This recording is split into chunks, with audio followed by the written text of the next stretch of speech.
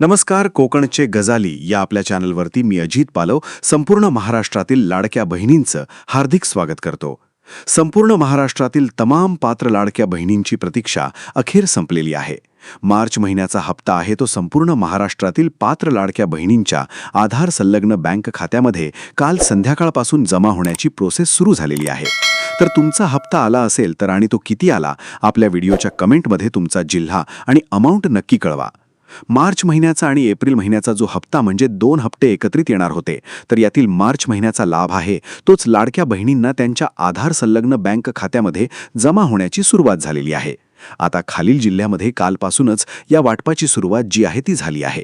त्यामध्ये पहा, रत्नागिरी, धुळे, नांदेड, अमरावती, अहिल्यानगर, मुंबई, कोल्हापूर आणि सोलापूर अशा 8 जिल्ह्यांमध्ये सूत्रांच्या माहितीनुसार मार्च महिन्याचा हप्ता आला असून एप्रिल महिन्याचा हप्ता हा देखील टप्प्याटप्प्याने म्हणजे पुढील काही दिवसातच येण्याची दाट शक्यता आहे. आज मोठ्या प्रमाणावरती हा लाभ आहे तो जमा झाला असून काही ठराविक ठिकाणीच मार्च महिन्याचा 1500 रुपयांचा हप्ता आहे तो जमा झालेला आहे. परंतु एप्रिल महिन्याच्या हप्त्याचं काय? हा एक मोठा प्रश्न आता पुन्हा लाडक्या बहिणींना पडलेला आहे. मंत्री अदितीताई तटकरे यांची घोषणा न होता आणि कोणत्याही प्रकारचा GR प्रसिद्ध न होता हा जो लाभ आहे तो संपूर्ण महाराष्ट्रातील पात्र लाडक्या बहिणींच्या आधार संलग्न बँक खात्यामध्ये जमा होण्याची सुरुवात झालेली आहे.